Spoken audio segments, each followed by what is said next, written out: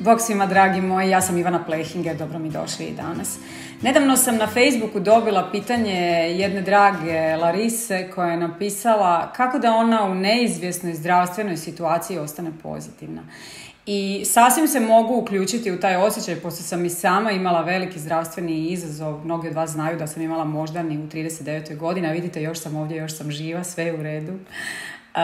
I zato bih zapravo voljela podijeliti s vama sve ono nešto što mislim da bi svima vama ili vašim, nekima od vaših voljenih savjeti neki koji bi vam mogli pomoći da sami sebi pomognete uz pomoć medicine, alternative i tako dalje, da sami sebe iscijelite. Ono što morate znati, mi jako često odgovornost za naše iscijeljenje prebacujemo na doktore. A stvar je u tome da je doktor s nama u početku jednom tjedno, pa nakon toga jednom mjesečno, pa nakon toga jednom u 3 mjeseca i tako dalje. A mi smo sami sa sobom 24 sata na dan. Dakle, ti si zapravo sam svoj iscijelitelj. Ti moraš držati uzde svog iscijeljenja.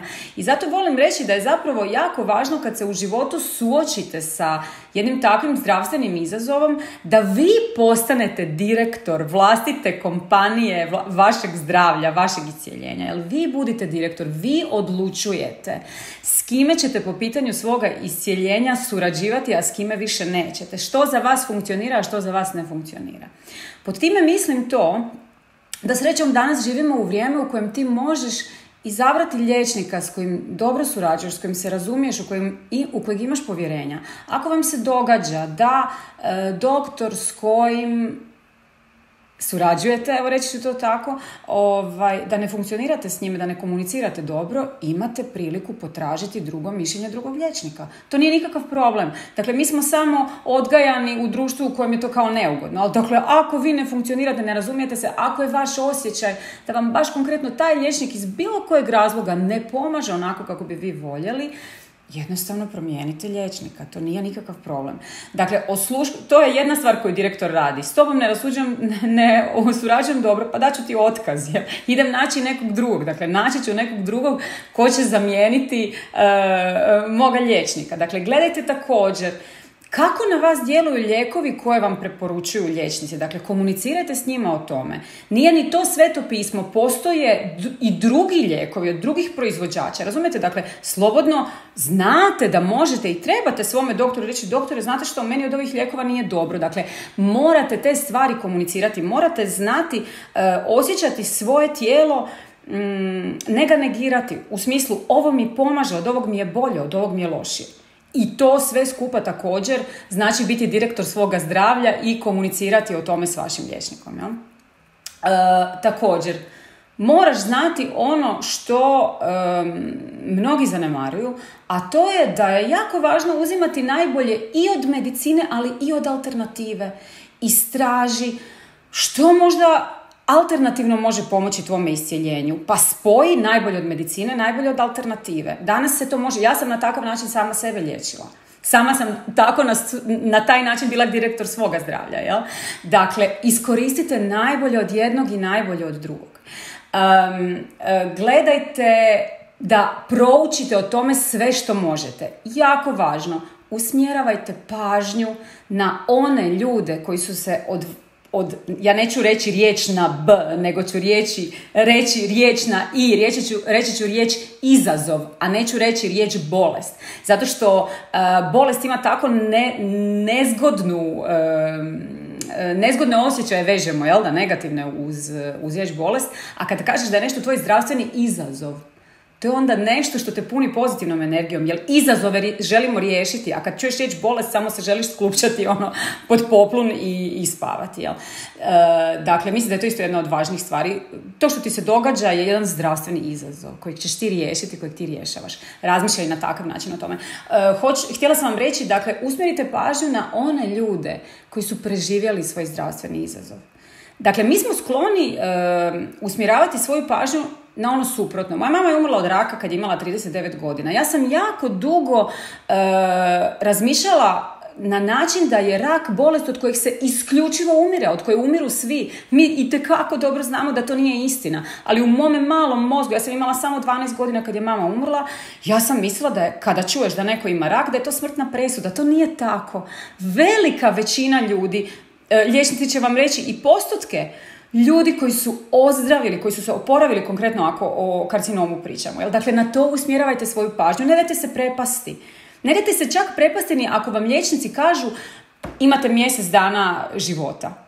Dakle, znate koliki ljudi su nakon takvih rečenica preživjeli i živi su do dana današnjeg? Svi znamo takve ljude. Dakle, nije ni takva jedna dijagnoza nemoguća za preživjeti. Ukoliko znaš što radiš, ukoliko se ne daš prestrašiti, nemojte se prestrašiti. Idite hrabro dalje, tražite načine, tražite rješenja. Jel? Dakle, usmjeravajte pažnju na one ljude koji su to uspješno preživjeli, naravno. Također, jako važno, znajte ono što vaše tijelo liječi. Hrana je lijek. Znajte koja hrana vama pomaže da se iscijelite, a koja vam odmaže da se iscijelite. Vi ćete to najbolje znati sami. Gledajte kako vaše tijelo reagira na to. Ako pitate mene, ono što sam ja proučavala o hrani, hrana koja je cjelovita, hrana koja je bazirana na biljkama, je hrana koja iscijeljuje tolike bolesti, konkretno, baš ako pričamo o raku, o moždanom, o srčanom, ove sve boljke koje najviše muče čovječanstvo. Istražite malo o tome. Pogledajte recimo moj video na tu temu, zove se Zašto sam postala i ostala vegan. Tamo sam vam pričala puno o tome i preporučila sam razne dokumentarce. Dakle, imajte informaciju. To ne znači da je to za vas savršena prehrana. To je samo moje mišljenje za moje tijelo, ali vi istražite o tome što je za vaše iscijeljenje najvažnija prehrana. Ja znam za mnoge ljude koji su se postom iscijelili od raka. Dakle, to je isto poznata stvar. Da li je to za vas? Saznajte, informirajte se, konzultirajte se s liječnikom i tako dalje. Ali jednako tako morate znati da liječnici zapravo na medicini ne slušaju nutricionizam. Nešto jako malo, svega nekoliko sati. Dakle, pitajte i to svoga liječnika. Oprostite, vi me savjetujete da nek ja jedem to i to. Jeste li vi slušali nutricionizam? Dakle, nije to sramota pitati. Pitajte.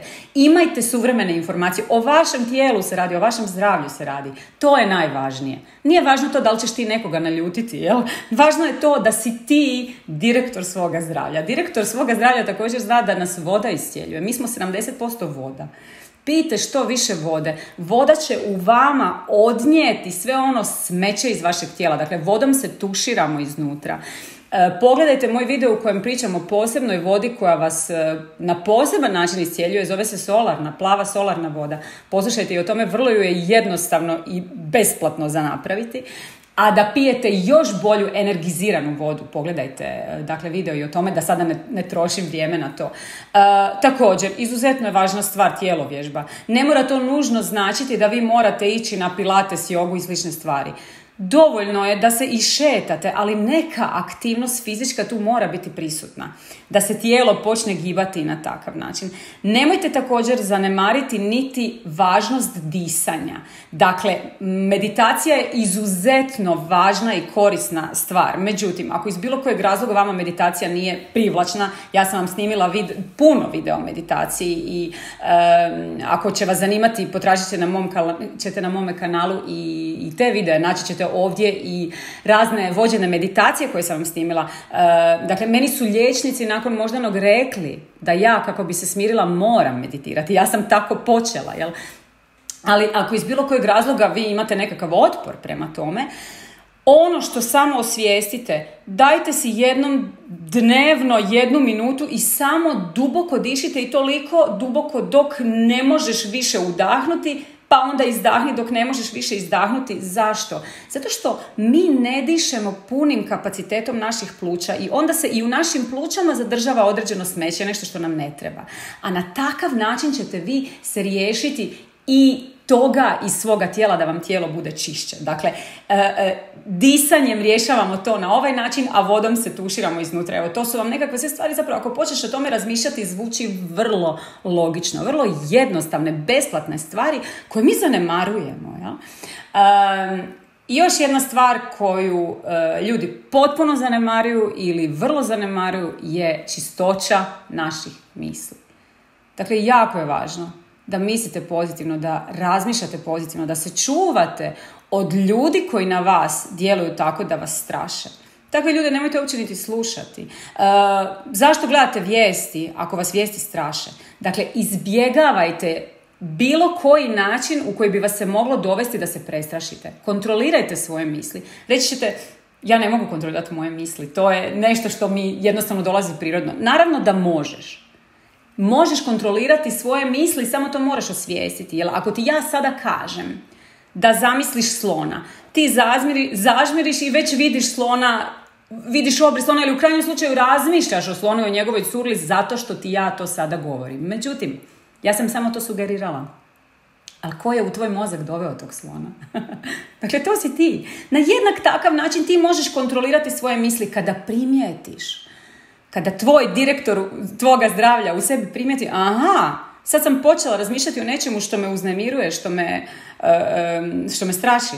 Neću razmišljati o tome, razmišljat ću o nečem drugom, o nečem što mi je lijepo, što me veseli. Dakle, kontrolirajte svoje misli. Gledajte pozitivne videe, čitajte pozitivne knjige. Dakle, družite se s pozitivnim ljudima. To će sve pridonijeti tome da se vi generalno osjećate bolje.